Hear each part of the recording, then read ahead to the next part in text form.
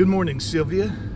This is day 13 of our adventure, and after 3 nights and 2 days in Death Valley, it's time to move on. So today we're going to travel from Beatty, Nevada, back through Death Valley one more time and check out a few more sites there.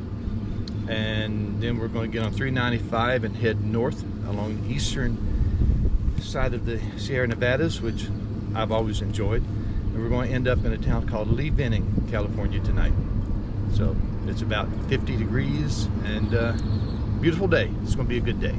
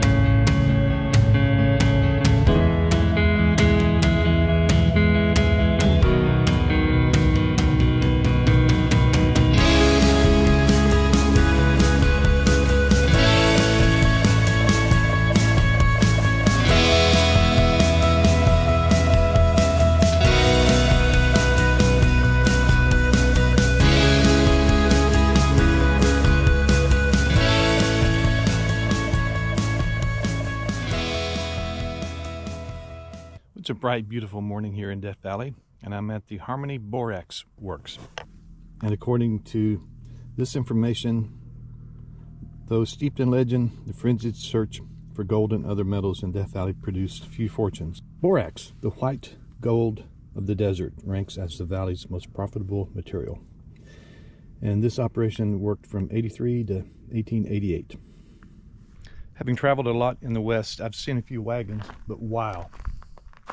Never seen wagons this big. The rear wheel is as tall as I am, and they're iron rimmed. Just a wagon empty looks very heavy.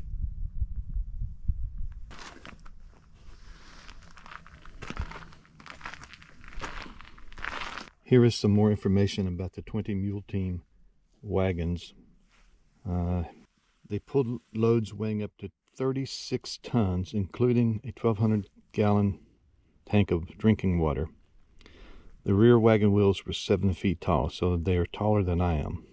And the entire unit with mules was more than 100 feet long. They hauled them 165 miles from here to Mojave. Dang. So how do you refine borax? So this says it was a simple but time-consuming process. They heated water and they dumped the ore into the boiling water. They added carbonated soda. Borax dissolved and lime and mud settled out. They drew off the borax liquid into cooling vats where it crystallized around hanging metal rods. And then they lifted the rods out and chipped off the crystallized borax. And to concentrate it, they would just repeat the process. And borax will not crystallize at temperatures above 120 degrees, so they had to stop operating during the summer.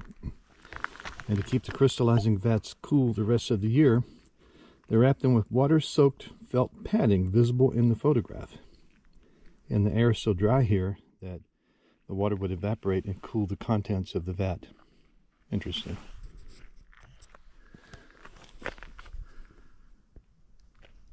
Here's a very nice view of Death Valley from the Harmony Borax Works.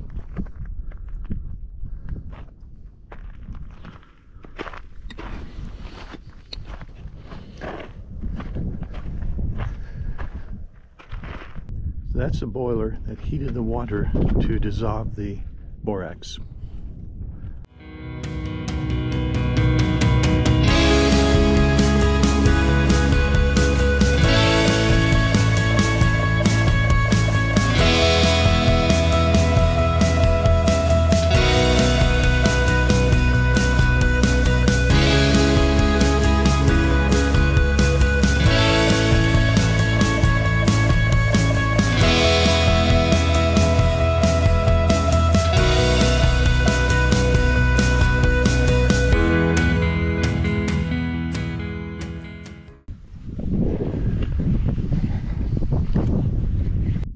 grand plans to get out here before sunrise, set up my chair, my GoPro, and get a time lapse of the stars and the sun rising on the dunes. But you haven't seen that video, have you? So don't go looking too hard.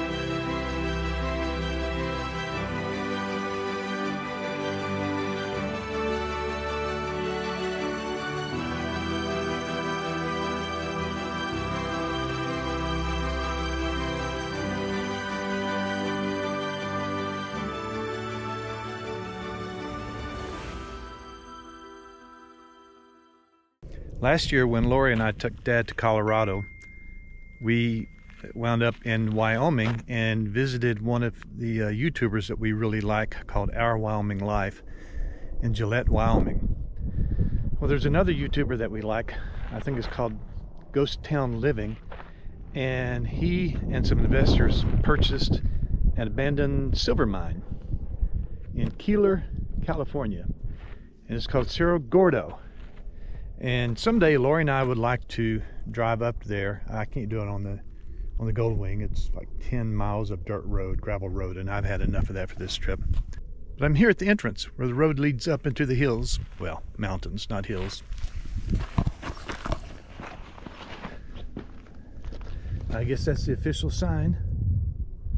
The GoPro doesn't do it justice, and there's a little haze in the air too. But the Sierra Nevadas. One last look at Cerro Gordo Road. There's really nothing special about this spot, except that the boys and I, when it was just the three of us, came through here in 2007, and it was, I think, July, and I was concerned about the heat of Death Valley, which we were headed toward from here. So we were here at like 5:30 in the morning, and I'd pulled over and taken a photo, and it was a nice photo, I think, with the moon in the background and the snow-capped peaks. And then in 2011, with Lori and me and the boys, we stopped here and got another photo, reproduced that photo. And now 11 years later, I stopped to do it again.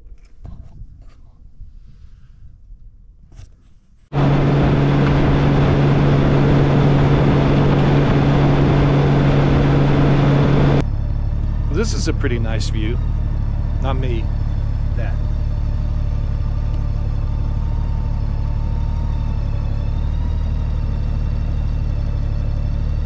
I've never been here before or anything like this. Most of us were taught in grade school that after the bombing of Pearl Harbor in World War II, that Japanese citizens and, I guess, legal residents, whatever the term is. Anyway, a lot of children that were born here, that were definitely American citizens, were interred in camps all over the country. And this is one of them. I don't know if I can pronounce the name, Manzanar. Anyway, that's where I am. And the Japanese were given roughly 2 weeks to try to sell their homes, give stuff away. A lot of them buried cultural things from Japan, burned things. They lost a lot, and were told to bring only what they could carry. They had to bring linens, plates, forks, knives, personal items, but they had to be able to carry everything. I don't know if this is a reproduction or a restoration of the building, but either way, it's definitely a tar paper shack. Tar paper on the sides, tar paper on the roof. Looks like the rafters are very far apart. They built them just as cheap as they could, because I guess everyone knew that they were going to be temporary also. This is a model of the camp. Every little gray thing is a barracks. I don't know how many each barracks held. Wow. A lot of resources went into that.